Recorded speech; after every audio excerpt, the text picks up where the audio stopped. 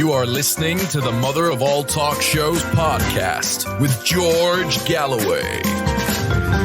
And this is London, but coming to you, of course, all over the world, thanks to the wonders of the internet. Over to the United States first. If Florida was a country, it would be behind only 3 other countries in the shocking swathe of people being cut down by the coronavirus. In fact, the epidemic is now cutting a swathe through Trump territory, and it's very likely that this is going to depress support for the president when the election comes, always assuming that he doesn't, as I predicted last week, he might cut and run before November, get himself a pardon from the new president, Mike Pence, and thus be safe from the vengeance of the Pussy Hat Brigade and the Democratic Party that will never forgive him for showing America's ugly face to the world quite as lewdly as he has. The Democratic contender has done nothing in the last week, but then he doesn't have to. He's ahead in all of the swing states that gave Trump the presidency last time, and he's fully 10 points ahead of President Trump in the general populace. If that holds up, and it's a big if, because of course Hillary Clinton was also ahead, though not quite as much as that, then it will be a landslide defeat for President Trump without Joe Biden even having to get out of bed. Not that you would know whether he was asleep or awake. He sounds just as cogent in both conditions. But it's the Ghislaine Maxwell arrest that will be the main burden of my remarks in the beginning of this show. As many of you know, I'm well familiar with the Maxwell family, including her, but especially her criminal father, Robert Maxwell, who either fell off the back of his boat, the Lady Ghislaine, clue was in the name, or was pushed off the back of his boat. My money is on the latter.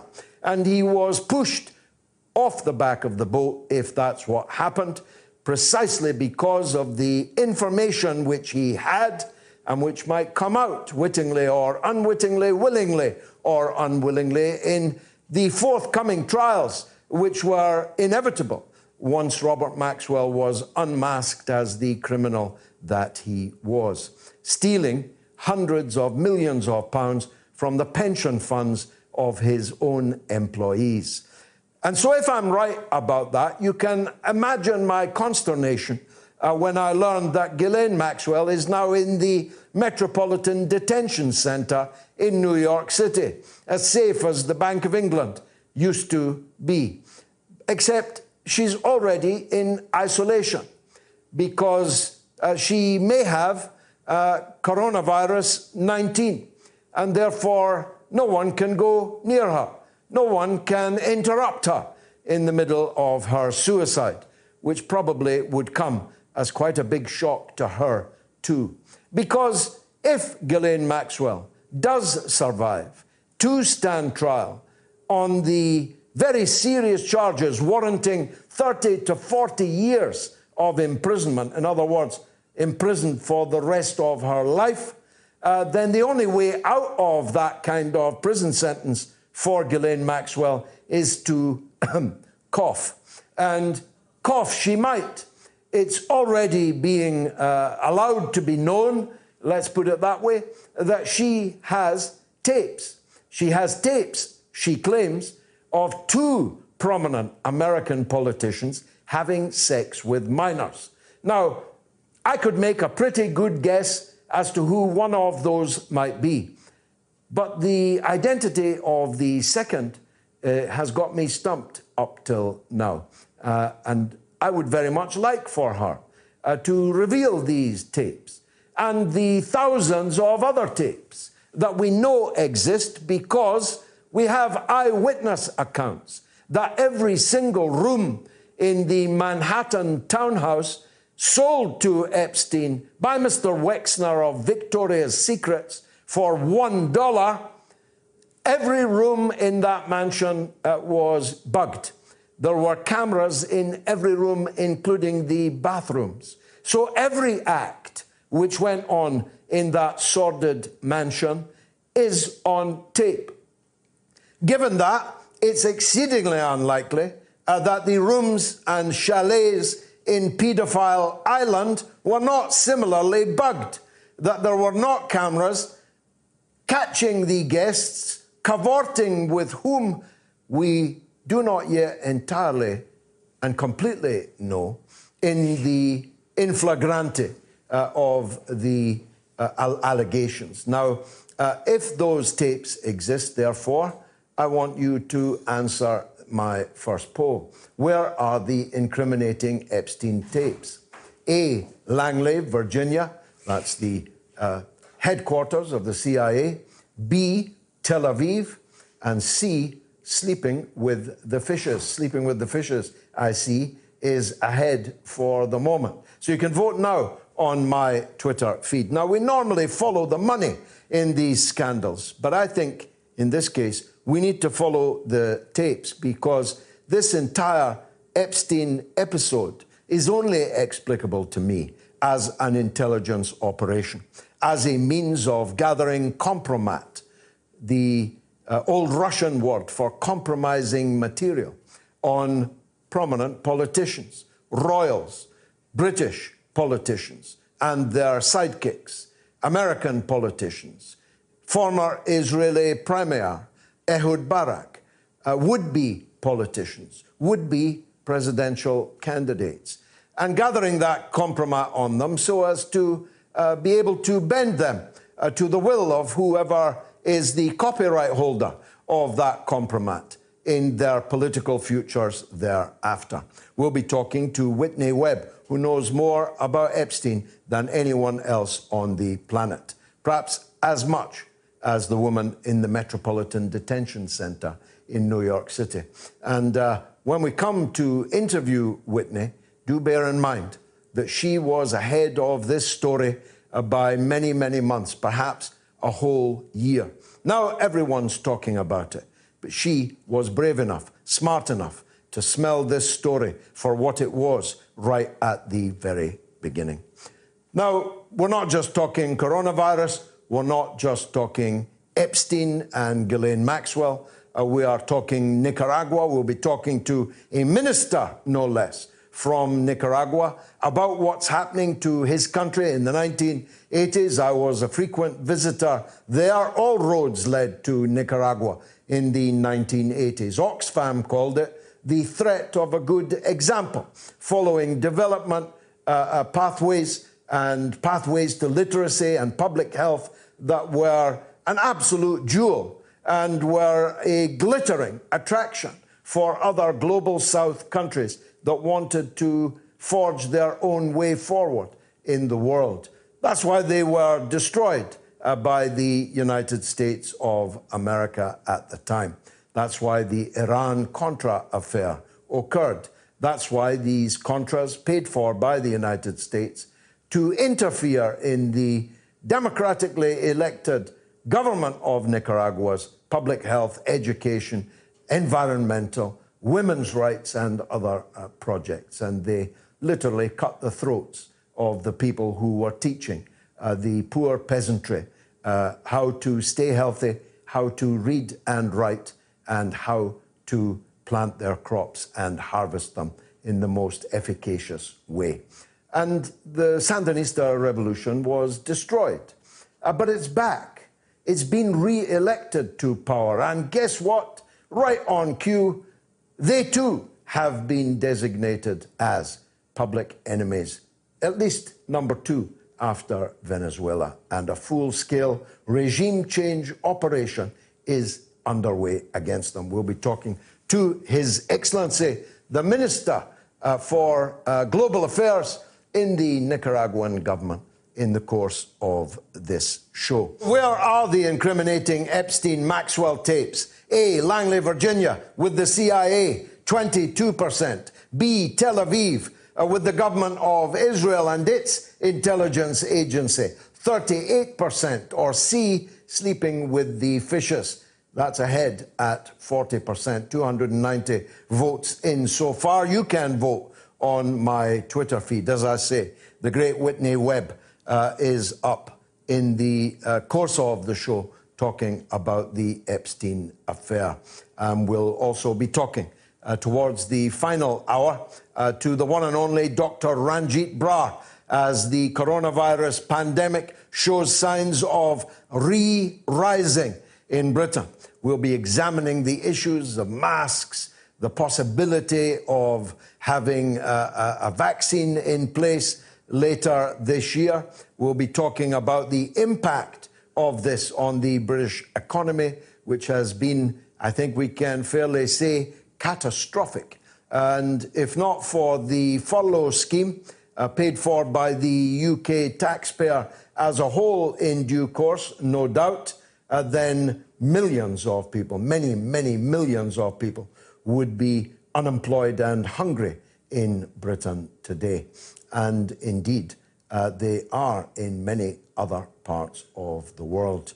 Manila Chan is the host of In Question every night on RT America, where I am honoured to join her most nights. And I'm glad to say she joins me now. Manila, welcome back to the mother of all talk shows. Wonderful to see you again. Let's talk first about the coronavirus, can we? President Sure. Trump said that you had 15 cases and you'd quite soon be close to zero.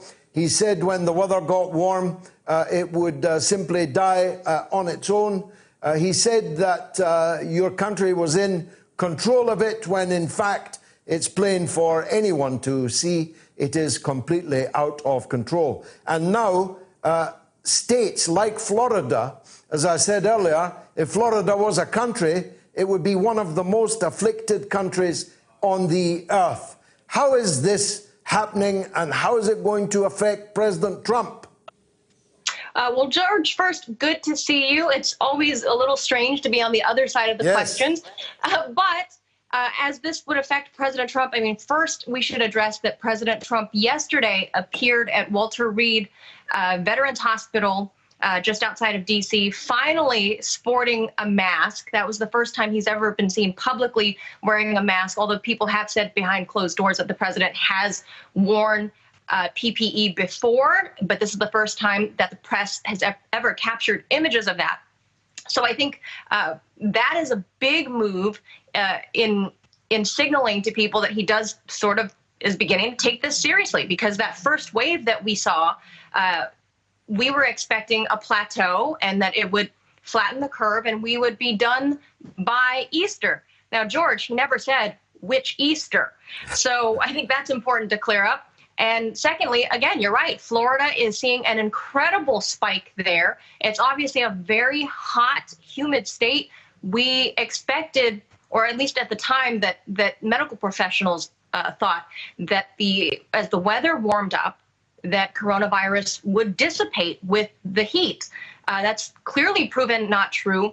I think there's a lot of medical science that's not clear yet on how to address this. So I don't think it's fully something you can pin on President Trump. And I'm not here to defend President Trump, but I will say that the U.S. has been woefully ill-prepared to deal with this, whether it was in the way of a lockdown or any type of medical procedures or processes of how to handle sick people.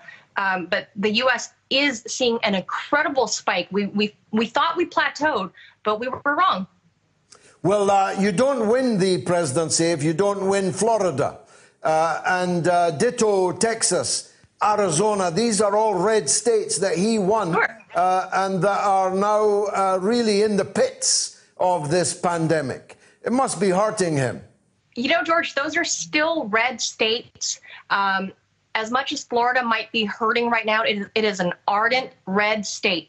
And I think a lot of people can point to New York, whose numbers still surpass Florida by hundreds of thousands, George.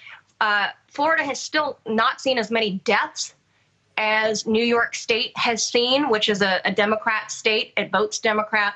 It's run by Democrats. Florida is an ardent red state. So is Texas. And Arizona could be a purple state this year. We will see. They traditionally vote Republican no matter what. It's one of the few, more Western states that do vote red. But I believe they will still go to President Trump this election cycle. Now, it never rains, but it pours. There he was, just surviving the Mueller inquiry, just surviving the Russiagate hysteria, and along came another Russiagate. It turns out to be absolutely baseless allegation that Russia was paying a bounty to the Taliban to get them to kill American soldiers, as if they needed a bounty from anyone. And as I pointed out last week, Manila, the only people who've ever paid the Taliban bounties for killing occupiers is the United States, which paid them to kill Russians. Did this just die away like the coronavirus didn't die, or is it still a thing? I think a lot of the left stream media is still attempting to give this thing legs, but it's not catching on the way they had hoped the first Russiagate did. People are still talking about it, but not to the extent that they, it blew up when it first hit the scene a few weeks ago when you and I were talking about it on In Question. It's kind of faded away, still no legs. I'm hoping it does go away, because this is bad for just global democracy. You're making a mockery of diplomacy and the real war that they should be fighting, because ISIS is still not gone. The Taliban is resurging, and I don't mean their diplomatic arm. The Taliban is resurging across Afghanistan. If the Taliban were to collect bounties for the heads of American soldiers, why then does the U.S. Congress continue to want to keep them there? Why does the DOD want to continue to keep them there? So I think a lot of the American public have learned lessons from Russiagate 1.0, where they've learned to kind of wait and listen for the facts. But meanwhile, you still have mainstream media pushing the narrative, but a lot of people aren't buying it this time. I don't know if you know, because it's mainly a British story so far, but Christopher Steele, the author of the original Dirty Dossier, which had these poor girls wetting themselves in Moscow hotel rooms with excitement at being in the presence of Donald Trump, he's back. He's got a new dossier. This time, it alleges that half of the British establishment are secretly in the pay of China. They are Chinese agents. That's the latest of Christopher Steele's creative writing career. But moving on to the Democrats, I said earlier, and it's true, isn't it, that literally Joe Biden cannot be let out alone. We don't know if he is asleep or awake, and it would appear it makes no difference which. And yet he is still comfortably ahead in the public opinion polls. Except people say, well, wait till he has to debate with Donald Trump. And that's a fair point. But why would he have to debate with Donald Trump? Might he not just say, actually, debates in the time of the coronavirus with a debating partner who simply makes things up? I'm not going to debate him. Perhaps he'll rob us of that spectacle. I hope he doesn't, because obviously I work in news, and like you said, it would be a spectacle. It would make my job very interesting to sit over and monitor this debate if it were to happen in late September, which is what it's scheduled for. And that's kind of unheard of in modern American presidential elections, to not have a debate. But then again, we've never lived through a pandemic. Nobody alive today has ever lived through such a pandemic. So this is just, there's no frame of reference for it in modern history, George. And I know you've been in politics a long time. What is an election without some sort of a debate? So I guess you kind of have to presume that people have made up their minds one way or the other, whether they're voting for Joe Biden because they support him, which a lot of people don't, I should say, if he does receive the vote, a lot of it, at least from the young people, will be an anti-Trump vote, not because they truly support Joe Biden and his platforms. And I'd like to point out specifically amongst younger and older African Americans. Now, the older African American voting demographic, they actually do support him in the true sense of support. Younger African American voters, 35 and under, say they are likely to vote for him, but not because they truly support him, only because it would be an anti-Trump vote, because there's really no other alternative, unless you want to vote for Kanye West or write him in. Well, that was my next question. Kanye West, on the face of it, is absurd, but in this election, I suppose anything can happen. Anything goes, George. Yeah. Is he seriously going to run? And what's the mechanics of him running? And would Kim Kardashian be a good first lady? Well, is Melania Trump a good first lady? I mean, what are the standards we go by for first lady? I don't think we elect people based on first lady. But with Kanye West, his wife, though she supports him, she's trying to stand by her man. Ms. Kardashian is afraid that Kanye West, who suffers from bipolar depression, is currently going through a manic episode, and she thinks it'll last a few weeks. She's revealed that to the press, the Hollywood press anyway. He's escaped to Wyoming, of all places, maybe to think or to clear his head.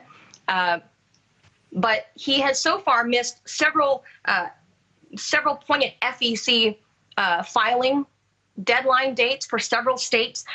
We have what's coming up here. We have Arkansas, California, Georgia, Illinois, Colorado, Florida, New York State. Those are coming up. And so far, the FEC says he has not filed any paperwork to run for president whatsoever. If he misses out on those states, it's something over 180 electoral votes that he'd be missing out of that are, out of 538 that are available. So I don't know at this point that he is truly a serious candidate, so much as either this is a publicity stunt or, according to his wife, possibly a manic episode that he's suffering, which people shouldn't make fun of. People should probably use this moment, if it is a manic episode that he's experiencing in the public eye, use this as a moment to discuss mental health in this country, in your country, and how many people it really impacts across the board,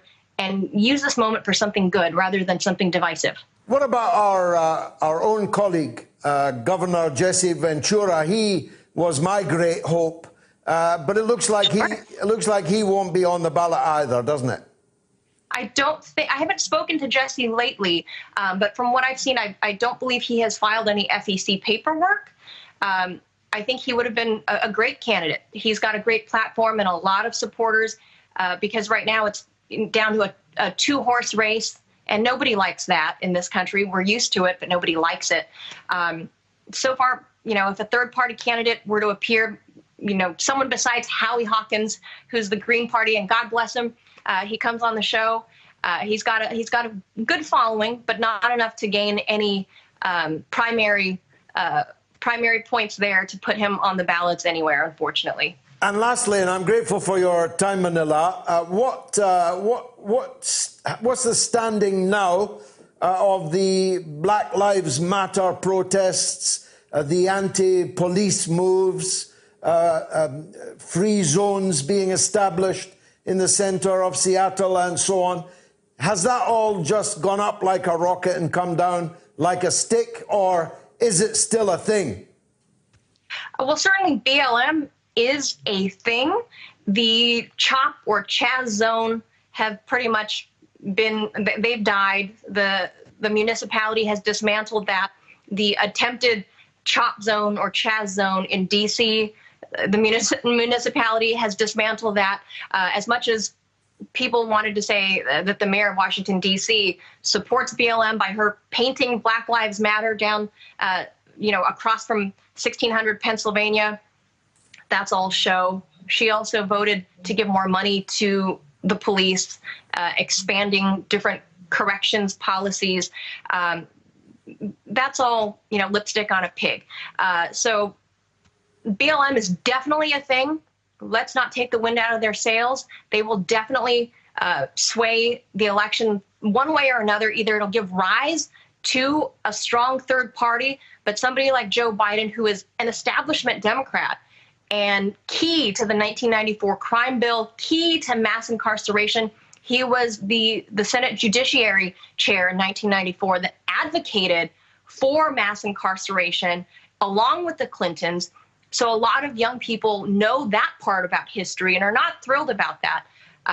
So the BLM group, I think we can compare to 10, 12 years ago when we saw the rise of the Tea Party movement. Once upon a time, it was a movement, and then it became a political arm. So I think we can look to see BLM become the left's version of the Tea Party and have their own platform and their own politicians who will run for office.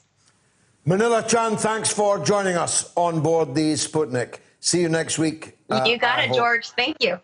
Where are the incriminating Epstein tapes? A, Langley, B, Tel Aviv, or C, sleeping with the fishes? You can vote now on my Twitter. Now, Sid says, I grew up in the same area as George Galloway in Dundee, but what I can't understand is, where did he get that weird accent?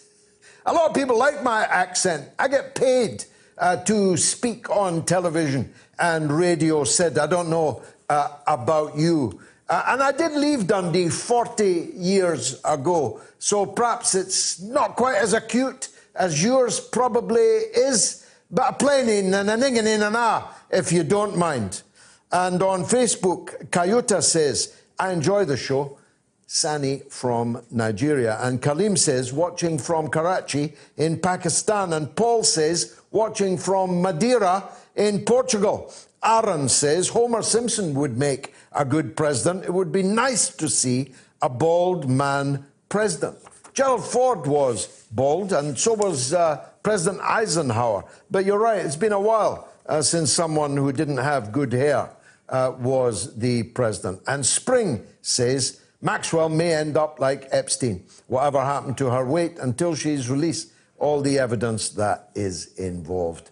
Now, as I say, the great Whitney Webb, the famous investigative journalist, was ahead of the pack on the Epstein story. Let's see what she makes of it now. Whitney Webb, thank you very much indeed for joining us again. When we first talked about this, it was a somewhat obscure story, but it's now the biggest story in the world.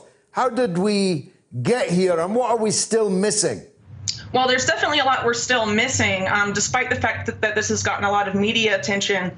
What has consistently been overlooked by the media are the ties of this entire operation by Jeffrey Epstein and Ghislaine Maxwell to intelligence, and that this was largely sponsored by Israeli military intelligence, but also with the complicity, of U.S. intelligence. And this has consistently been overlooked because, digging into that fact exposes that this was state-sponsored, and that accountability, in order for real accountability to happen, there has to be accountability for those state sponsors, not just the public faces, or what are now the public faces of this sexual blackmail operation, which was first Jeffrey Epstein and now is Ghislaine Maxwell. Well, I concur with that. Indeed, I said as much, though not as well, in my introduction. This whole Epstein affair is only explicable as an intelligence operation. The fact that some of the most prominent individuals associated with Epstein continued to associate with him even after his conviction more than a decade ago. Even a member of the British royal family continued to rub shoulders, at least shoulders, with him despite that criminal conviction.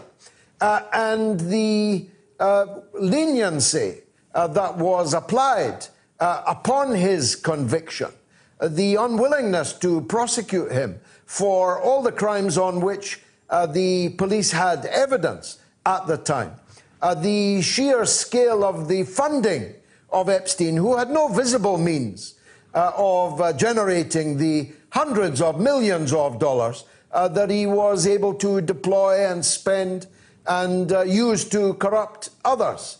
And the fact that all these big politicians were around him like flies around you-know-what, all seems to indicate that they were compromised by him and Ghislaine Maxwell. Isn't that right?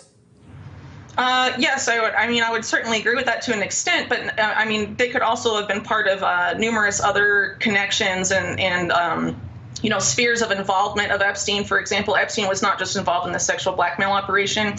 He was involved in a lot of financial crimes, first through his main banking vehicle, Bear Stearns, which later became, JP Morgan after Bear Stearns collapsed in 2008. And of course, Jeffrey Epstein and Ghislaine Maxwell through her father, for example, had connections to people that had previously been involved in Iran-Contra, who of course were again prominent in the George W. Bush White House. And so, and also had ties to, of course, the Clintons and people in those spheres as well. So, of course, it's essentially a swamp. So some of them may have been directly compromised by the sexual blackmail operation, while others may have, been associated with that sort of criminal nexus, I guess you could say, but not necessarily compromised, but certainly aware of what was going on, because we have reports from in the 90s talking about Epstein being CIA and Mossad linked. Back in 1992, the first article about him and his association with Ghislaine Maxwell that surfaced in the British press. Then we have another article that was in the Evening Standard, I believe, in 2003, talking about how Ghislaine Maxwell was known to have parties where she would host young girls and brandish whips and train them in sexual techniques to please older men. So this is something that was known well before Epstein's arrest by, the people in these, elite circles, both socially and politically elite circles. And they were complicit in this the entire time. They didn't necessarily have to be compromised by that. But, by after the year 2000, this was well known to have been going on. Now, it turns out that she was tucked away in a cottage called Tucked Away in New Hampshire all of this time. It's inconceivable that the FBI didn't know that, isn't it? And if they did know it, why have they waited all this time even to formally question her? Well, what's interesting is that she was first reported to have been in that area back in August of last year, staying at the home of her alleged boyfriend, Scott Borgeson, who has ties to Eric Schmidt, the former CEO of Google. And immediately after that had been reported and appeared to have been reported as credible, there was this photo that came out showing Ghislaine being in Los Angeles at an In-N-Out Burger that was later shown to be a photoshopped forgery, essentially, making people think that, in fact, she was not on the East Coast, but the West Coast. And then a few days later, Christine Maxwell, Ghislaine's older sister, is photographed just miles from this mansion where she and her boyfriend were allegedly staying, loading up multiple bags, numerous suitcases into an SUV, and declined to comment. Christine Maxwell later claimed that she was staying at a hotel nearby for a few days, but it's kind of odd why she would need 8 suitcases or so for a trip to Massachusetts that lasted only 2 to 3 days. Right. So there's definitely some odd things that have been going on there. Since August of last year, she was also allowed to buy a home, the home that she was arrested in, this tucked away mansion. She purchased it 7 months ago, allegedly under a name that the FBI couldn't identify her as being Ghislaine Maxwell, but the name she used was G Max, which is hardly well hidden, I guess you could say. Sherlock Holmes would have worked that one out. Right, especially, consider all of the sprawling surveillance system of U.S. intelligence and, domestic intelligence like the FBI, and claims that they're unable to track this woman, when they allegedly, have used, after 9/11, the need to track and surveil to increase their budgets and their, surveillance capabilities, and they're allegedly unable to keep track of this woman. I really don't buy it. The fact that she wasn't arrested for, over a year, I also think is really telling, as is the fact that this indictment that she is now facing admits that she was involved in the sexual assault of these minors, but she is not charged for that. What she is charged for is enticing them to cross state lines to participate in those illegal sex acts, but she is not charged for participating in those illegal sex acts that she brought those minors to, along with Jeffrey Epstein, which I think is incredibly scandalous, and also shows the fact that I think there they're going to attempt to try and let her off relatively leniently, allow her to strike a deal that she will give information to them or these alleged tapes that she has to, U.S. intelligence or to the FBI in exchange for leniency or something of the sort. We already have her lawyers requesting bail, $5 million bail, and claiming that she won't be a flight risk because under the conditions of bail, they propose that she'll be GPS monitored and unable to travel and things like that. And given the leniency of the charges that she is facing, it's actually quite possible that could happen. Though if they wish to, if there is an effort by, the Bill Barr Department of Justice to sort of take her out of the picture, as was done with Jeffrey Epstein last year, that is also a possibility. It all hinges on what happens in 2 days' time on July 14th at the next hearing in the Ghislaine Maxwell case. Well, she's clearly using the existence of this compromat material. In the British press today, it is claimed on her behalf that she has 2 tapes of 2 prominent US politicians having sex with minors. I think we can take a guess at who she wants us to think those 2 prominent US politicians are. But this could just be moonshine, couldn't it? It could be just the chaff that's thrown up. Because after all, if your thesis and my thesis is correct, then the authorities already know who did what to whom and where. Correct. No, I think that's absolutely true. Like I said, Israeli and U.S. intelligence have had access, at least elements of those intelligence apparati, have had access to the names of the people involved. A lot of the names involved, people in the public know, right? So why wouldn't the FBI and the CIA and their counterparts in Israel, right, also know that? So I think it's sort of a political move. It could potentially this, claim that there's these 2 unnamed politicians who could be exposed as pedophiles, for example, and have their careers ended, is coming at a very interesting time, in U.S. politics, in an election year, just months away from an election, right? That could have major ramifications for either the Republican Party or the Democratic Party. So, of course, it's definitely very interesting to consider the timing of all of this as well. But it's definitely, I think, let's consider, too, that Ghislaine Maxwell is a fundamentally untrustworthy person, as is most of her family, particularly, having learned these behaviors from her father, to whom she was extremely close, right? So, Ghislaine Maxwell's interest right now is self-preservation, preserving herself, but it's also very possible that some of the intelligence sponsors of the sexual blackmail operation want these 2 particular politicians to do something they're not currently doing and are exerting this as pressure for some, currently unknown purpose, but, it remains to be seen. What can you tell us about this woman, Laura Goldman, who popped up last week in literally every single British newspaper and on 2 flagship British television shows, claiming to be a close confidant of Ghislaine Maxwell? As I pointed out just half an hour ago, it turns out she herself had to be extradited by the United States from Israel to face extortion charges on which she was convicted. But she was presented to the British public in this so-called mainstream media as a bona fide chum of Ghislaine Maxwell, assuring the British people that Miss Maxwell would never allow any harm to come to our own Prince Andrew.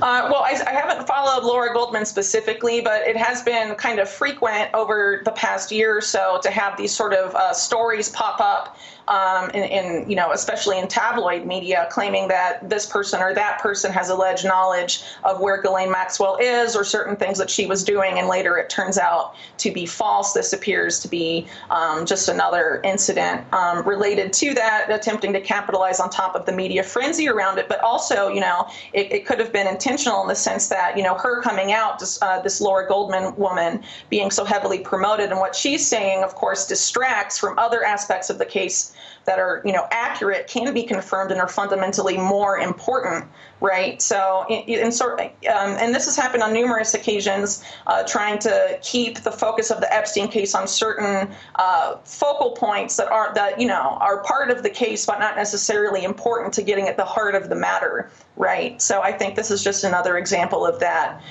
playing out and sort of distracting from, the extent of Ghislaine Maxwell's crimes and the entire operation. I mean, media in general have been portraying her using terms like socialite, philanthropist, things like this to describe a woman who was directly involved in orchestrating one of the largest sexual blackmail and sex trafficking of minor operations in the world. It was a global operation on behalf of intelligence agencies, and who herself has partaken in the sexual assault and rape of minors. And the fact that, this is the type of media attention this woman is receiving, I think is, a scandal in and of itself. Well, it's certainly true that not many celebrities were celebrating her final arrest. And one actually said, who hasn't been photographed with Ghislaine Maxwell? Well, me for one. Right. The normalization, if you like, of Ghislaine Maxwell is further added to by Goldman's claim that most women in prison are there because of a man. They're going to try and portray her as someone who was merely love-struck. It was nothing to do with these hundreds of millions and nothing to do with the intelligence operation. It was just that she was following her man. Do you expect that to be a runner in the U.S. courts?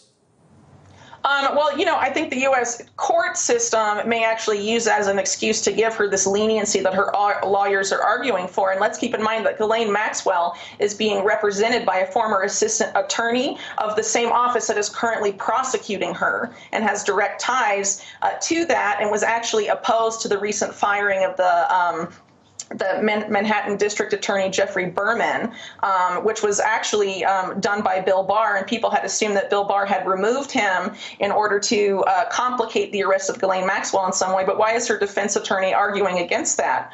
Bill Barr, of course, has his own conflicts of interest with the Jeffrey Epstein scandal with his father, who used to work for U.S. intelligence, having hired Jeffrey Epstein back in the 70s, right? So there is a lot of oddities about the court case in general, but I think that this whole thing, this whole narrative is being one mostly for the public to try and set up some sort of leniency or deal making between Ghislaine Maxwell and prosecutors that will see her be allowed to post bail, which I think is unfortunate, but it seems to be the direction things are pointing at this point in time.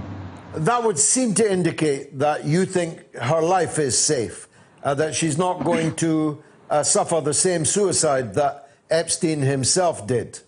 If she posts bail, then yes. But if she is not allowed to post bail, then I think it will be a repeat of exactly what happened with Epstein. And they've also set up that narrative to an extent, too. So it all, like I said, hinges on the decision that is made on this July 14th hearing.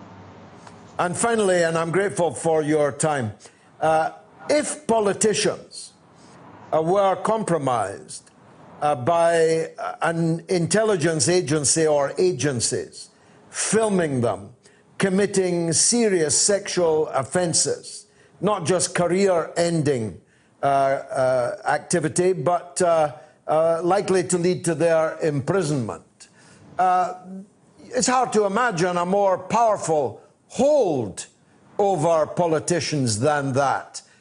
I wonder what political decisions, stances, attitudes are directly attributable to the existence of such compromat.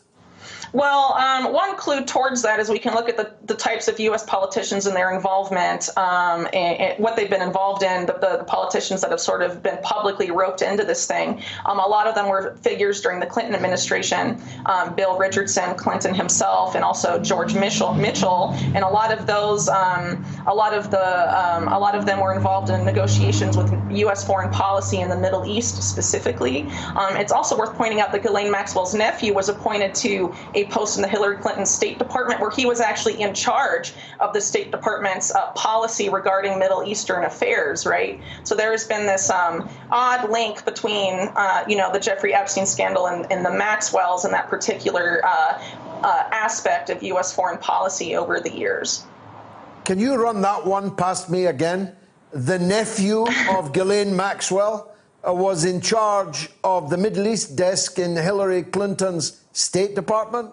That's correct. Yes. He is the son of Isabel Maxwell, who was actually deeply tied to numerous, I guess you could say, heavy hitters in Israeli politics, the son of Itzhak Shamir, Yair Shamir. She gave a personal tour of to Shimon Peres of the United States. She was involved in Israeli technology firms, many of them with close ties to Israel's military intelligence apparatus, and of course her sister Ghislaine as well. And her son was appointed, Alex, I'm not exactly sure how to pronounce his last name, but it was the son with her first husband, who was also a Clinton donor, was appointed to this role in the State Department while Hillary Clinton had ties to Ghislaine Maxwell and Jeffrey Epstein themselves. Jeffrey Epstein was involved in the Clinton Foundation, and Ghislaine Maxwell was involved in the Clinton Global Initiative, was also a guest at Chelsea Clinton's wedding. Yeah, in the front row, I seem to recall. What a tangled web.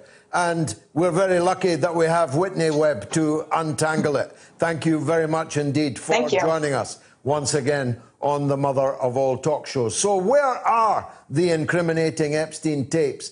The poll: A, Langley, 22%, B, Tel Aviv, 44%, C, sleeping with the fishes, 34%. Let us know what you think. You've still got more than half an hour to vote on that.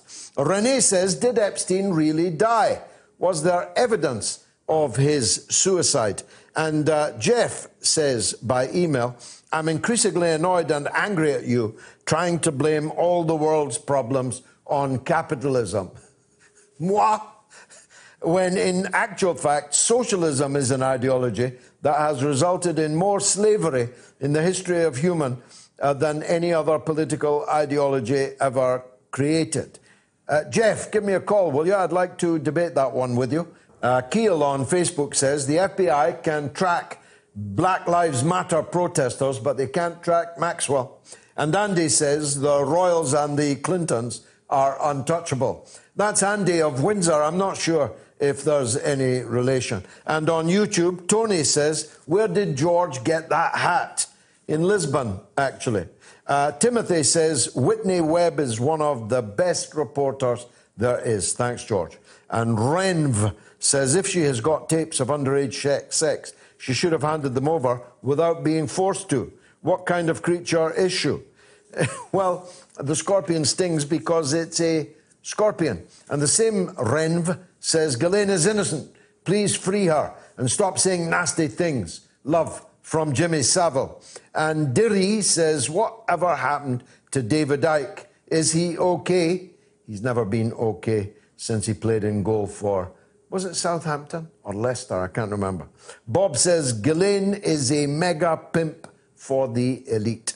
And on Twitter, Dr. Fath says, great show, Georgie boy, but must disagree regarding bald presidents. Haven't we got one now?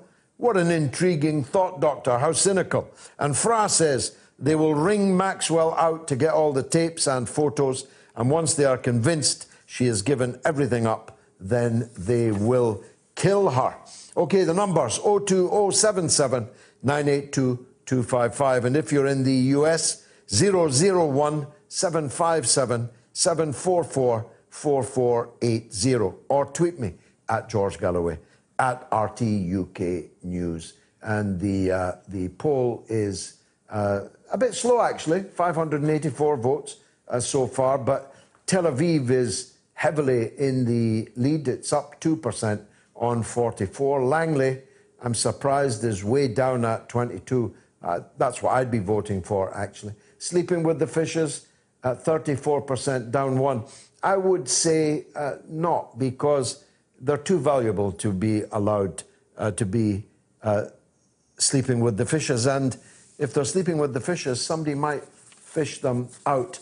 So you can call now there are some lines free if you want to get on the show after 9 p.m. You've got the numbers. Now, Dr. Paul Oquist is the Minister for National Policies of the Presidency of the Republic of Nicaragua.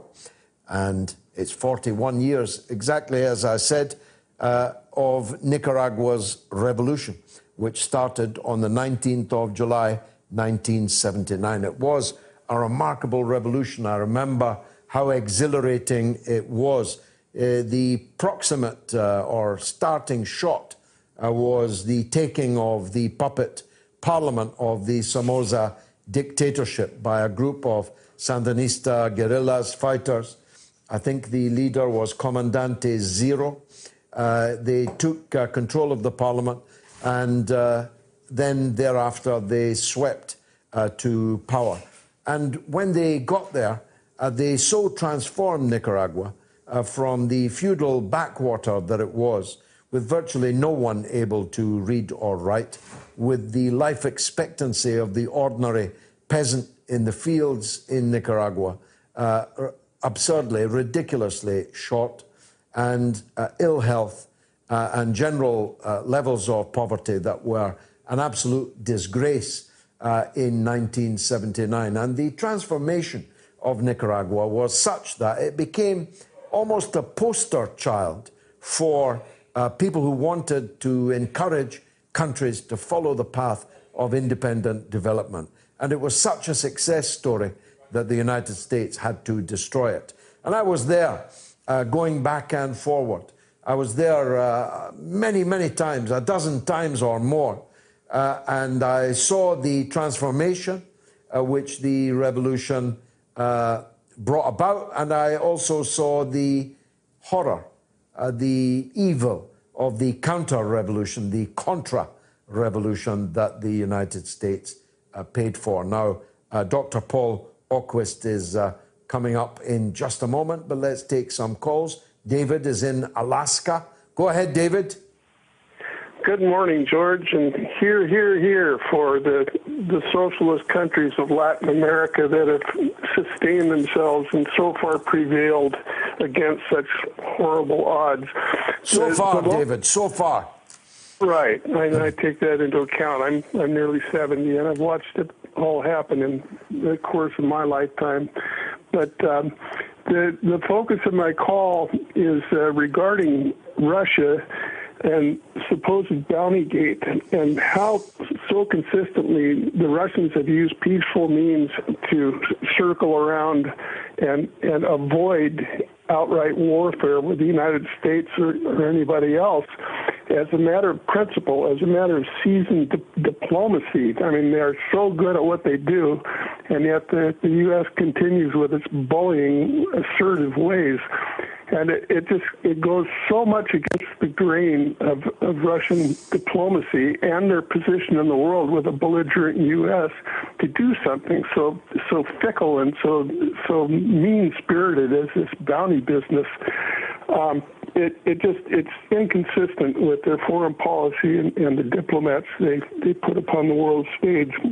And one other thing is to remember that this is part of the great game as articulated by Alfred Mackinder back in 1906, and maintaining a world island for trade and domination of imperialism around the Russian state, China, and everybody else. I sent you a few emails to document some of this stuff, but they are playing the long game, and this is just one more incident of a false flag to inflame the public. Well, I couldn't put it better, David. That's the call of the night so far. Thanks very much for making it. Let's go from Alaska to Miami. Why wouldn't you? Jonelle is in Miami and wants to talk about Epstein. Go ahead, Jonelle. Good evening. Good afternoon, George. I've watched a couple of your documentaries on the Jewish state and anti-Semitism. I guess they would put it as anti-Semitism, but you're not anti-Semitic at all. Not and remotely, no. I feel like, exactly, I feel like what's going on with Epstein is out of control. It shows that our governments have such a hold over the people that we refuse to believe in the reality that's going on. I was a former inmate, did around 7 years of my life for being incarcerated for a crime that I did. And I went on what's called suicide watch, what Jeffrey Epstein would have been on supposedly. And when you're on suicide watch in any state facility, and I'm sure that in a maximum security federal facility that the rules are much more tended to because federal facilities are paid more and get much more funding. But in a state facility alone, I know that you have a guard in front of your door and cameras all around your cell. So to believe that Jeffrey Epstein committed suicide without anybody knowing what happened and the body was able to get out of there in a van, no one was able to identify the body, is beyond belief to me, and I can't go for it. But like I said, it just goes to show the reality that our governments have given us, and that we say, okay, if the news tells us, if they tell us what happened, that's what happened. Well, of course, he wasn't just in a maximum security facility. He was about to face the trial of the 21st century. This was the highest value, most controversial prisoner in the United States of America. And we're asked to believe not only that the security cameras failed, but that not one but both of the guards that were supposedly watching the feed of the security cameras, both were asleep on the job. And we're asked to believe that with paper sheets, Epstein successfully committed suicide. Now, I have seen an interview with the world-leading expert on the bones around the neck and throat, and he concluded that the force required to break the bone in the throat that Epstein suffered could not possibly be done by hanging by a paper sheet. It would have required far more brute force than that to break that bone. As to whether or not he was smuggled out and perhaps alive and maybe living somewhere else, I can't quite bring myself to believe that. But I am absolutely certain that Jeffrey Epstein did not kill himself. I'm absolutely certain about that. It served the interests of too many powerful people, rich and powerful people, for Epstein not to make it to trial. That the motive for dispensing with him was so powerful, the circumstances of the suicide so remarkable, ridiculously remarkable, that I will never, ever believe it. Jonelle, thanks for that call down in Miami. Now, Paul Oquist, Minister Paul Oquist, unfortunately is on the telephone rather than the Skype, but I'm nonetheless glad to welcome him onto the mother of all talk shows. Minister, thank you finally for joining us.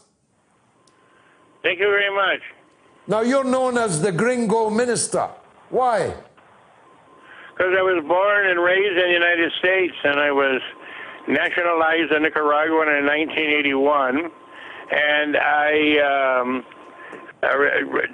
renounced the U.S. citizenship in 1983 when there was the first of three heavy moments in which a U.S. invasion seemed imminent. And as a Sandinista government official at that time, not yet minister, but as a militant of the FSLN and as a Sandinista militiaman, I would defend the revolution. So it's very nasty to have two nationalities at the same time, simultaneously, in two countries at war. So that solved the problem. Well, it's a very noble step. It's definitely one I would have taken myself, but congratulations to you for we're kindred souls, George. We're kindred souls. We are, and we're appearing together on a round table quite soon. I'll get the details of that and let everyone know about it. So now you're a minister in the presidency.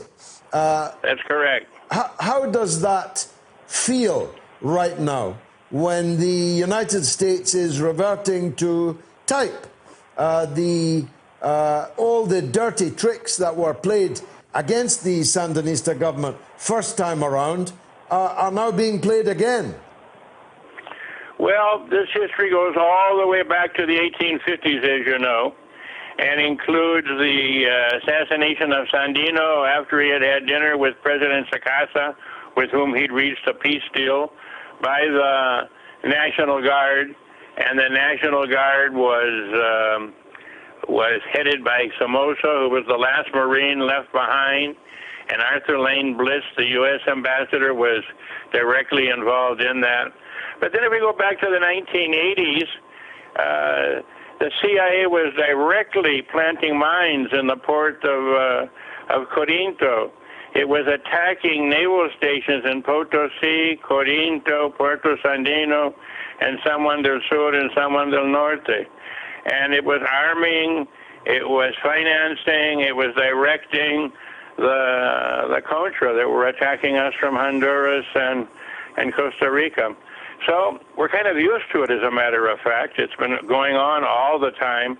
There's never been a moment in Nicaraguan history in which the United States was not trying to dominate Nicaragua, and in which, unfortunately, there was not a segment of the Nicaraguan population, namely the oligarchy, that was willing to play that game and support that.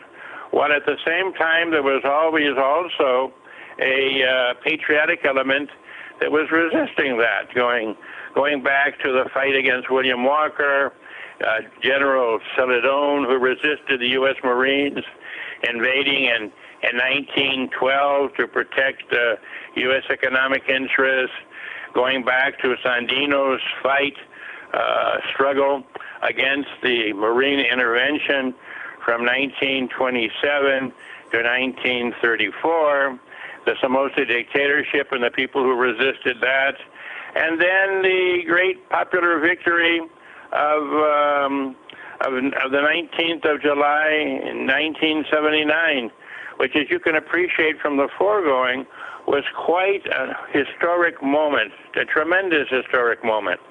What is extraordinary is that the United States, having successfully destroyed the Nicaraguan revolution, that you managed to come back, that you managed to win again, and are now some years into your second time around, as it were. How does it feel comparatively this time to the last?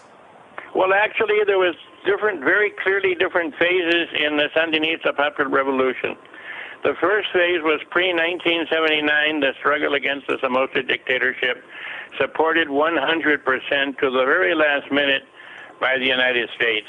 And then the second phase was the United States supporting ex-guardsmen and others to form a counter-revolutionary force, and the CIA also directly attacking Nicaragua, as the International Court of Justice in The Hague ruled in the 27th of June of 1987 that the United States was responsible for all of those attacks. It was terrorism. They found them guilty of acts of terrorism in mining the port of Corinto. That's correct, and not informing about the presence of the mines. A Dutch sailor died as a result of his ship hitting one of those mines. They also attacked the airport, which was terrorism as well. So you had then the terrorism of the Contra in the countryside, which wreaked havoc with rape and pillage in the countryside of Nicaragua, backed by the CIA. And then, of course, the fact that the war was financed after the U.S. Congress, led by Senators Kerry and Kennedy, cut off the official financing for the Contra. The Reagan administration broke not only international law, but also U.S. law by resorting to the import of cocaine in the CIA planes from where they were shipped to Los Angeles, where a young entrepreneur turned them into cocaine that inundated the ghettos and barrios in the 1980s with tremendous profit that was funneled back to the Contra. The Iran-Contra, George, was a spin. It was a spin that the Reagan and Bush administrations could survive, whereas the real underlying scandal was the CIA cocaine crisis, the CIA introducing cocaine into the United States and poisoning millions of Americans so as to gain finance for their illegal war in Nicaragua. You're right, a much bigger crime even than the crime of secretly, illegally dealing with the Iranians and giving that money to the Contra. That was just a few transactions. The cocaine was going on all the time. Yeah, and it's going on until now. I mean, the mass addiction of people in Los Angeles, in the United States, right down the West Coast, is directly attributable to the CIA selling cocaine to their own people to get money to give to the people that were trying to destroy your revolution. They could never defeat us militarily. But the financial blockade, the commercial embargo, the working day and night to finance the war. At the end, just to show you how austere, the austerity which the Nicaraguan people suffered, I think it would be comparable to some other countries in World War II. All the unions were asking for their salary was sugar, rice, and beans. Nothing else. No money, because the inflation was running at 30,000% a year. So what they wanted was sugar, rice, and beans, and that was it. And cooking oil also. So that was it. Now, in the 90s and early 2000s, the Frente Sandinista, after it was defeated in the election, had a loyal constitutional opposition to the three liberal governments, which were characterized by being corrupt in the privatization of the public sector. It was corrupt and out thievery in one government. And then there was an extremely weak government. And the FSLN was always as a loyal constitutional opposition, even though each and every election in Nicaragua, the U.S. has always participated directly, directing the opposition against the FSLN. And it's quite a joke to hear the outrage in the United States that some foreign power might have been involved in a U.S. election, when the U.S. has been involved in every Nicaraguan election that's ever been held. The FSLN is the father of democracy in Nicaragua. The first open and clear election was 1984. The first election in the history of Nicaragua in which one force turned power over to the other force as a result of election was 1990. And then the FSLN fought against the CIA's intervention in its elections in 2006, 2011, an election that was stolen from us, and then in 2006 and 2003, and then there was the election in 2001. And then the election in 2006 we finally won with 38% of the vote. But in this fourth phase, in which we've been able to reap the benefits of all the seeds that have been sowed with so many heroes and martyrs, with so much blood, with so much sacrifice involved, we're finally in the phase of being able to give the Nicaraguan people all of the welfare and safety that they deserve. So in this period, poverty has been reduced, and many people have been capitalized. There's been redistributive policies. There's been the restitution of rights of the people, and there's been investment in infrastructure that is to the benefit of all. So, for example, extreme poverty went from 17% to 6.9% in this period.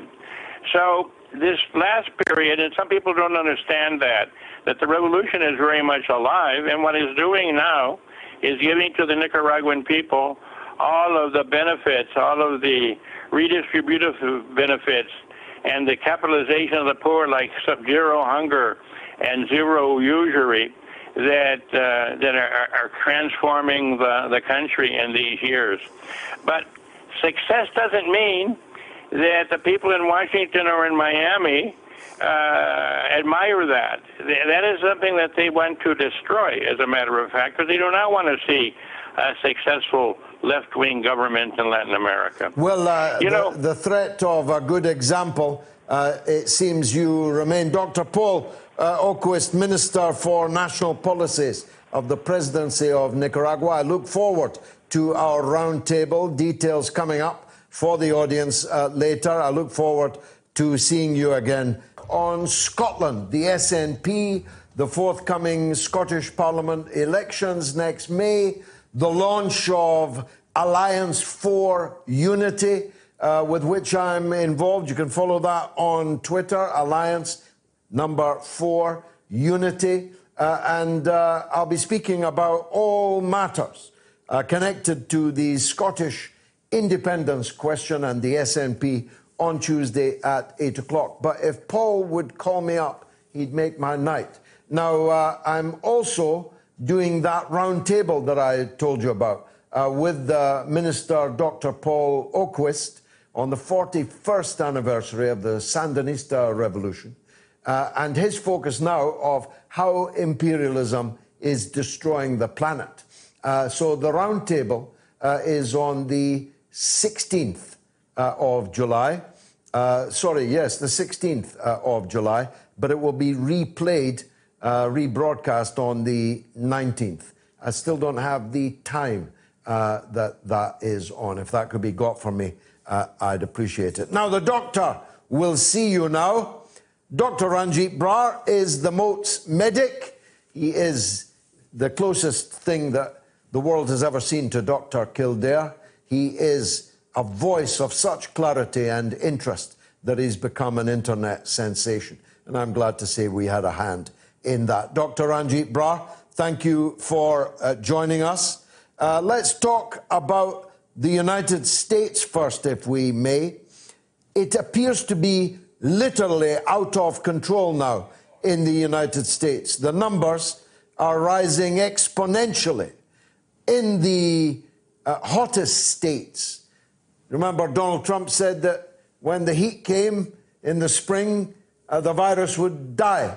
But in the hottest places in the United States, places like Texas, Arizona, Florida, it is cutting an incredible swathe through the population. In Florida yesterday, there were 12,500 new cases in one day. Why is it so out of control there, Doctor? Thanks, George. Pleasure to be back with you again. As you say, this virus is very far from over in the world. We've seen, again, a massive increase since we spoke last week, so there are now 13 million cases in the world. And the United States has quite consistently had around a quarter, between a third and a quarter of those figures in terms of numbers of cases. And the United States has currently 140,000 deaths from coronavirus. But as you say, they've re-entered a sharp exponential phase of rise. Trump himself was seen for the first time wearing a mask, finally seeming to comprehend the necessity of urgent measures to be taken. But we've talked several times about the peculiar factors. You predicted before I did, George, that you thought United States would quite possibly have the worst record and be the worst country. Right from the very inception, we saw the fact that initially it was impossible to get testing in the United States at a price that the population could afford. The United States is the richest country on earth, but as we've said before, it's the most unequal country on earth, where the three richest people have the same amount of wealth as the poorest 200 million. And that means a vast number of people with their private healthcare system, which is led by insurance companies which take great pride in the fact that they are able to increase the dividend to companies by reducing the overall spend on healthcare. So more than 1/3, between 30 and 40% of the total spending of the population on healthcare goes to companies' profits and dividends rather than on health.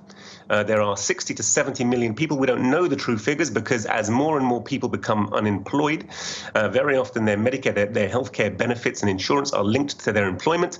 And we've seen an increase of some 50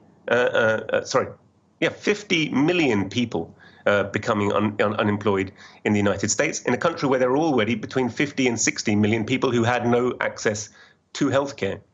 I mean, it's possible now, I was just reading this, that more than 100 million people in the United States today don't have healthcare. I think that's an entirely reasonable estimate. And, that is getting on for 25 to probably 30% of the population of the richest country on earth cannot access healthcare. Then, of course, you have a system where there's inherent mistrust in information. Now, Trump has himself promoted that quite heavily. He said, this is fake news from the beginning. I think the people widely recognize that we get a lot of misinformation in our media, nowhere more so than the United States, but then they don't have a suitable avenue to trust. And we've seen record amount of propaganda and disinformation around this. I mean, one bizarre press briefing that you'll remember in which Trump essentially said the best results were to be obtained by drinking bleach, and actually people were turning up at the A&E facilities in the United States having drunk bleach, thinking that might help them.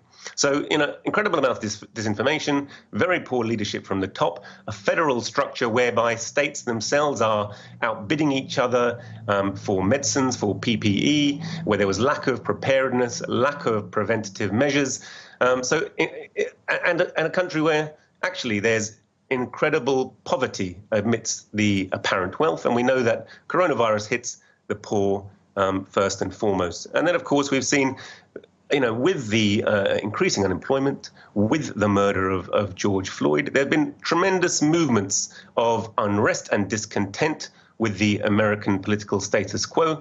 That's huge numbers of people on the streets. And, of course, Trump himself at various points, despite his measures of lockdown, tweeting to his supporters that it's time to retake their city and encouraging demonstrations. So, everything that should be done and can be done in an organized society where the population have a decent social security net and have trust in the information that they're receiving, is not being done in the United States. And it's not being done systematically, precisely because actually of their political and economic system and the inequality that it engenders, George.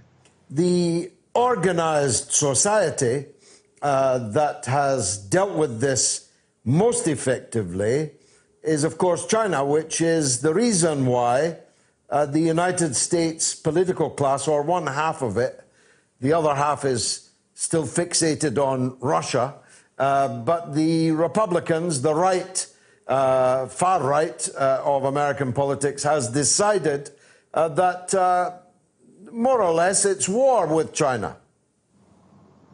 Yeah, I think on this note, there's a very interesting report came out from Philip Alston, who is the UN Special Rapporteur for extreme poverty and human rights. You may remember he is a chap who visited Britain during Theresa May's tenure as Prime Minister and commented and made really headlines by pointing out that up to 1/3 of British children were living in extreme poverty, huge numbers of people in work. Perhaps 1/5 of the British population were were food insecure and needing to visit food banks, that there was a homelessness crisis in Britain that perhaps meant 2% of the population, in fact, were unemployed, though much of it hidden because of sofa surfing and various insecure forms. Now, he actually just retired from his post and he's published his final report. And he's made a very damning statement saying that actually, coronavirus has come to a world in which inequality, poverty, and disrespect for human life are already rampant. He said he's shot a hole in the United Nations themselves, saying that their actual measure for the poverty line, which is $1.90 per day or £1.50 per day, is grossly unambitious and actually itself is not enough in most countries, even the poorest countries on earth where living is cheaper, to secure food and housing.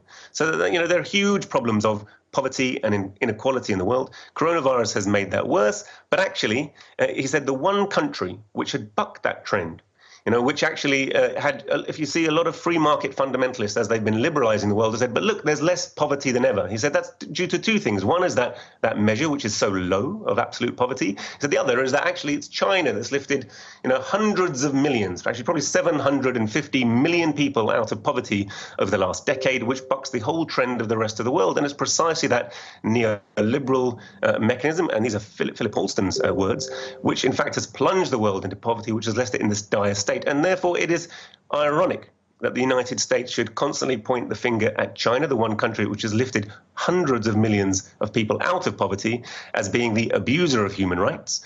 It constantly, of course, tries to destabilize China, and we've seen a ramping up of that propaganda this week onto a perhaps not unprecedented scale, but almost a war footing, with the United Nations also joining and saying to citizens you shouldn't go there because of the new security law, which the Chinese are quite rightly now introducing in order to try and stop a campaign of destabilization which is being waged against China in Hong Kong, amongst other places, George. Now, lastly, and I'm grateful as always for your time, Doctor, the British situation. There seems to be an element, more than an element, there seems to be chaos in the British government's approach now. First of all, we were all supposed to wear masks in shops. I do anyway.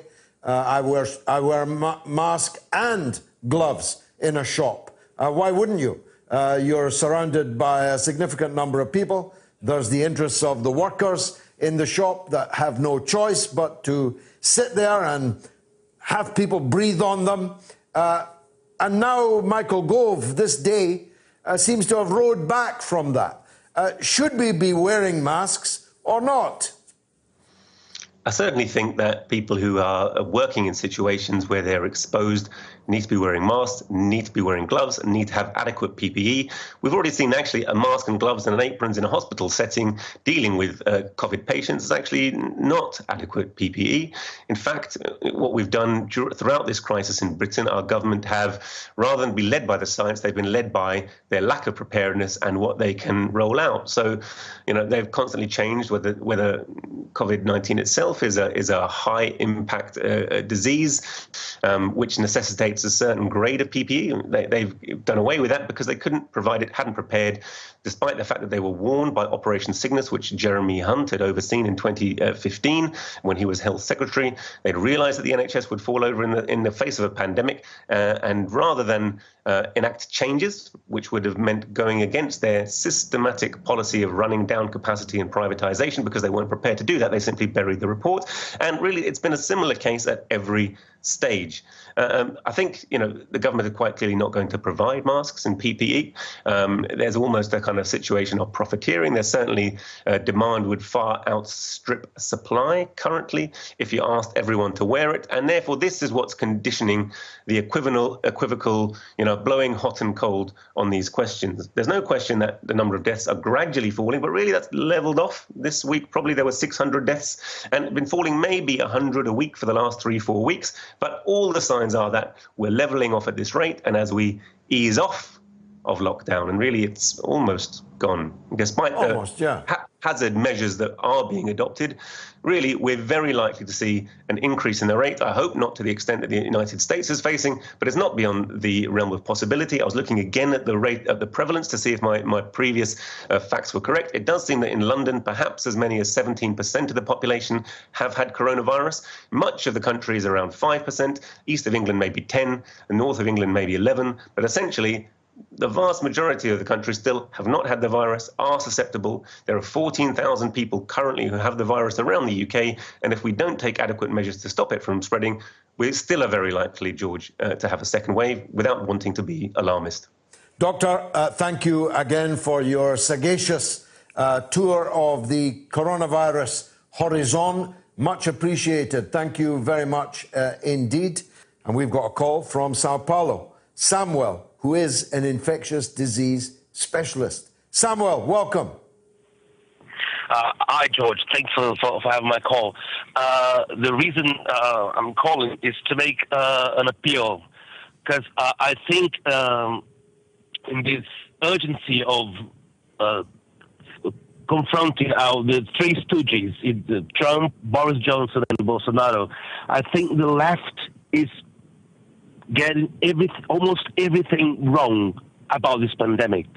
I think we have slight filtering the information through the mouths of Bolsonaro and Trump, and it's compromising our ability to understand it and to actually follow the science.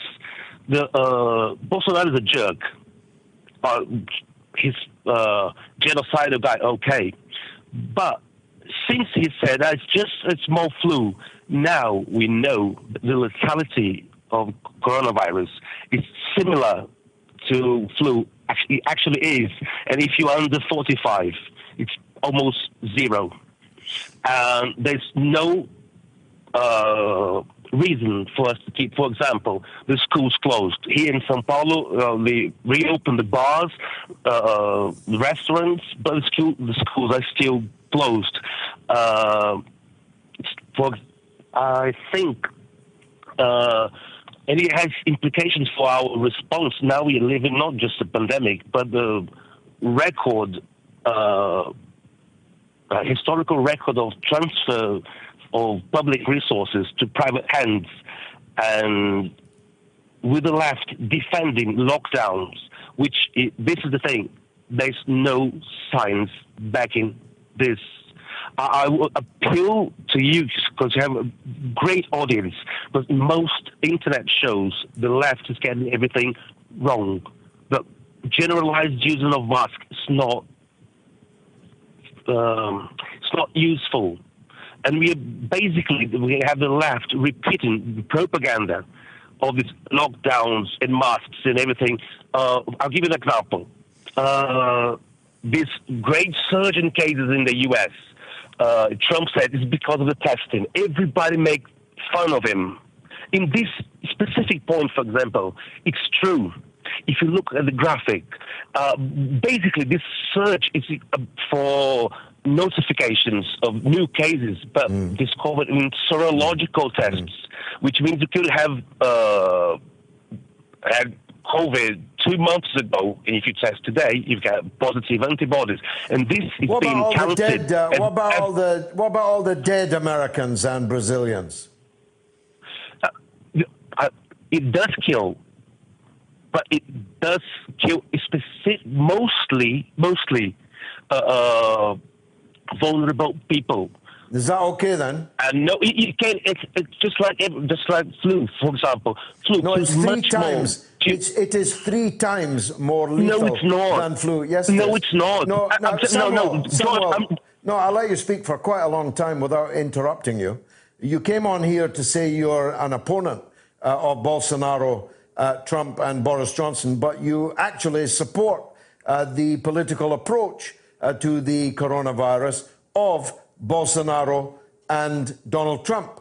And you are in denial about the level of lethality. It is exactly, if you want the exact percentage, it is 2.9 times more lethal than flu. That is virtually 3 times more lethal than flu. And hundreds of thousands of people are dead. And it's of no comfort to me whatsoever that they were vulnerable. As a matter of fact, that makes it worse, not better. Off with you. Fabrice is in the south of France. Let's hear from him. Fabrice. Hi, George. Good evening. Evening. Great to be calling back again. We're all over the world tonight. It's wonderful. Go ahead. I'm about 100 kilometers to the north of Spain, in the south of France to the north of Spain, not far from Andorra. Okay. So my question is, I'd like to know your opinion, hear your opinion, on someone I know in England who sort of seems to fall into into the traps of what the mainstream media would like us to believe to be true, which then on alternative media, your show, RT, amongst many others, the Duran, for example, .com, we get the much more of an insightful and intelligent and what I can actually follow as making sense arguments. And my question is regarding BBC whether it's bias or not. And I'm in contact with someone in England on a fairly regular basis who, as I said, falls into the traps of believing what she is supposed to believe. She argues that BBC is independent because it's paid for by a license, not by the government, paid for by a license. Whereas, for example, the mainstream media in the USA, CNN, MSNBC, corporate-owned, so we can understand that. They're corporate-owned. Or we have ITV in England, the UK, we have ITV, Channel 4, certainly ITV paid for by advertising. And then we have RT, which is state-funded, paid for by the government, which is to a large extent true. That doesn't, however, write off the good quality work that can be produced. But believing that BBC is somehow independent, it's a difficult one for me to counter. Well, let me give you the facts, Fabrice. If the license fee is set by the government, then the BBC must never fall foul of the government that sets the level of its license fee. Well, they could set it high or lower, couldn't they? They could change it. Well, they could make it of course, the appetite of the BBC for public money is literally insatiable, and is billions of pounds, something like £5 billion a year. Coming from the license, is that right? Yes, but this was my second point. First of all, the government sets the level of the license fee. The government, through the legal system, punishes people, including by imprisonment, if they fail to pay it. If I were to tell you, for example, that the greatest number of women prisoners in Britain's jails are there because of failure to pay the license fee. Is that really true? Yes, That's incredible. It's the biggest single reason for incarceration of women in the British penal system. And the government runs the justice system and makes it illegal for you not to pay. Thirdly, the Director General of the BBC is picked by the government, or rather by the Board of Governors, who are picked by the government. The chairman of the governors is a hand-picked government appointee. Until recently, and I've no reason to believe that it's changed, the British intelligence services literally have an office inside the BBC, casting their evil eye on the political views of the employees. But largely, none of these things are necessary. The employees of the BBC know which way the wind is blowing. They know that someone like me is to be treated as an enemy of the state. They know that someone like Tony Blair is to be treated as if he were the Oracle, and so on. They don't need anyone to threaten them or punish them. They do it willingly. There's an old adage, Fabrice. Thank God you cannot bribe or twist the average British journalist. But when you see what unbribed he'll do, you realize there's no reason to. Need to. They do it anyway. They do it anyway. It's a difficult one to I suspect anyway. I'm a suspicious type of person, so I don't trust them anyway until they have earned. I feel that they have earned their trust. Well, they entirely lost trust in the last 20 years. I don't trust them. One example, a journalist said, I think it was on the Grey Zone, said recently they had something like, just to throw the numbers up roughly, more or less in the air, 300 articles on Venezuela, and all were negative except one. So 1 out of 300. Exactly. I haven't even looked at their website. Bias. I wouldn't be found dead on their website, but I'm not remotely surprised by that. The BBC once had a reputation, undeserved, but a reputation for relative impartiality. Yes. But ever since the run-up to the Iraq War, it has been the Bush and Blair Corporation for me. Terrible. I say to myself, they make good nature programs. We can be sure of that. They do, but other people could make them. And we now live in an era where nobody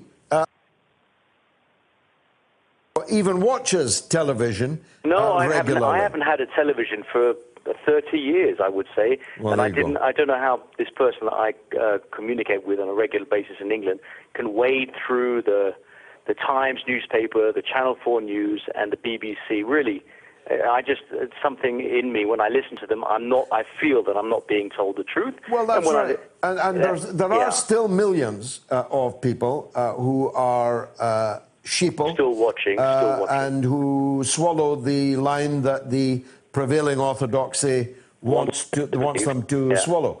But it's fewer people now, Fabrice, than ever before. Your show, for example, so you're saying you get a higher audience than, let's say, for example, BBC or Channel 4. You get a higher number. Vastly more. That's incredible. Vastly more. This show was watched last week, by 750,000 people. 751,000. They must know that the people, the media, the mainstream, let's call them the mainstream media, which is the dinosaur, blah, blah, whatever, they must know this. They do know it. That's why they would never refer to the existence of this show. They will never report the fact that this show is being seen by many multiples of people compared to any of the BBC, ITV, Channel 4 political shows. So many multiples. Why don't they get their act together and improve the quality of what they give us, and then at least they could have a chance of competing? Well, a scorpion stings because it's a scorpion. Right. They do what they do because of what they are and what their purpose is. I just wanted to make the point. This show was watched last week by 751,000 people, but it was also listened to on FM in Washington, D.C., on AM from coast to coast in the United States, and online on SputnikNews.com across the whole world. So you've got to add the listeners to the 751,000 viewers. And that means, I can't tell you the number of listeners, it's not countable. But it's inconceivable to me that it wouldn't put the total audience last week at 1 million. Now you tell me a show, never mind a left-wing show, that gets 1 million viewers.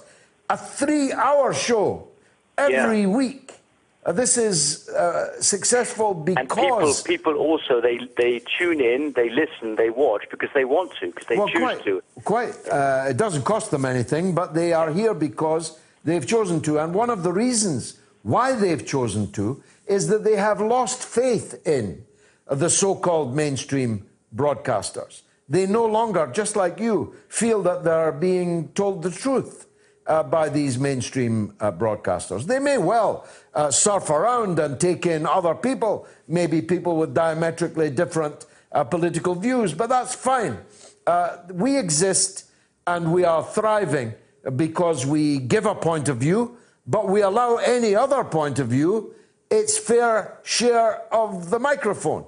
And that doesn't happen in the mainstream media. Fabrice, I have not been on the BBC for a period of at least 4 years. 4 years.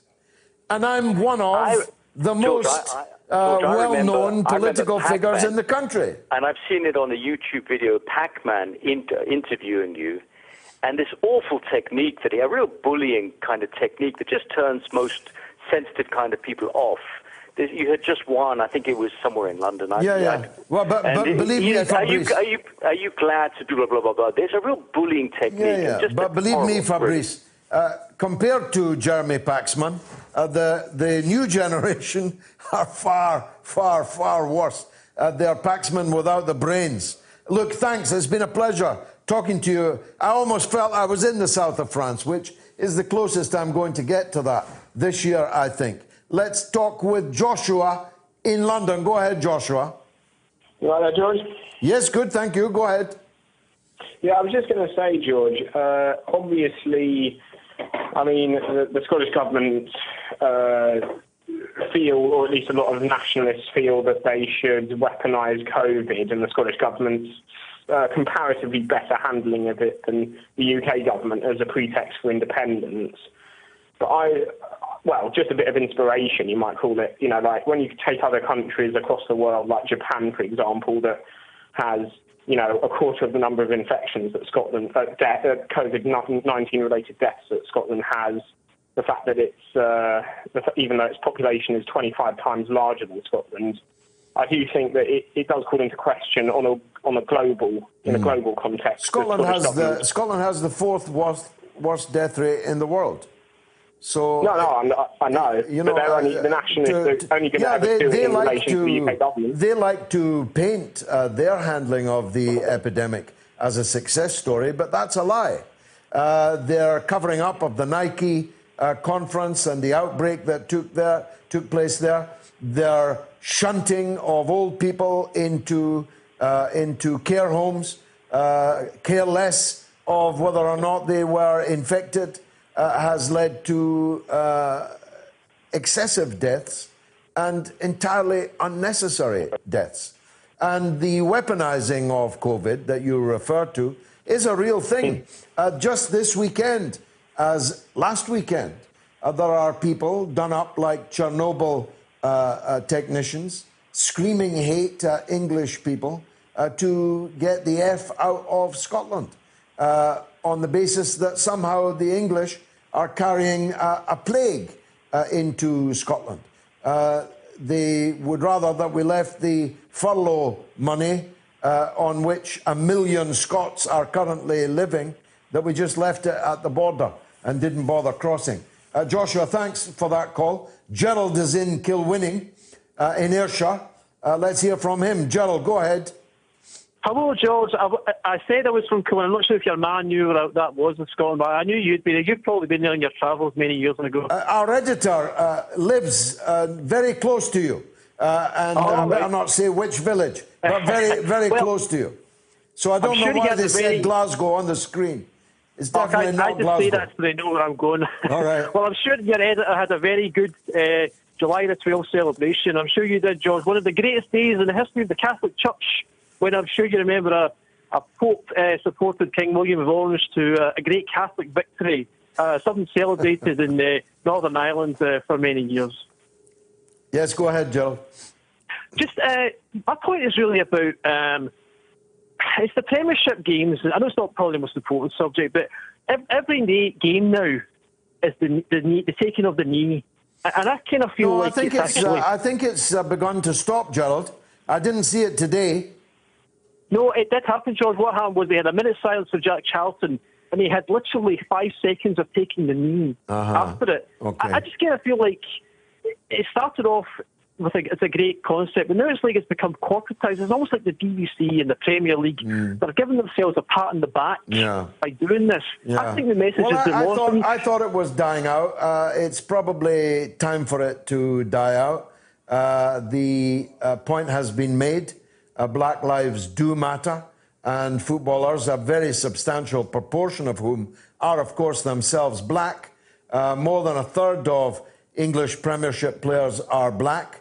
They themselves have suffered racism, abuse from the terraces, and so on. And it was right that they played their part in it.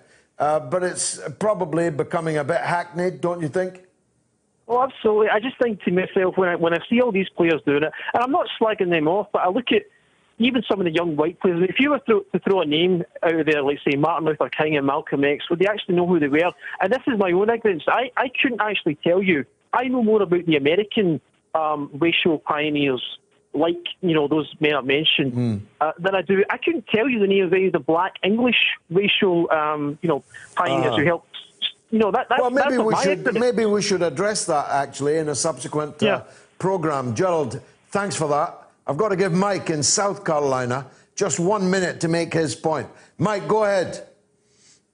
Hey, thanks, George. Great to talk to you again. Never miss your show. Thanks. A quick question here or two about the Scottish independence thing. We were talking about the time frame. You said that it was 6 years ago that they voted. Is that correct? Yes. Okay, but it was 4 years ago that they voted, that the UK voted to leave the European Union. Yes. It was 2016 when that happened. Mike, okay? I've literally got 20 seconds, so let me give you an answer. The Scottish referendum was explicitly supposed to be a once-in-a-generation referendum. A generation is not 6 years. We voted to remain in Britain, and Britain voted to leave the European Union. It's really not rocket science. It's logic. See you next week.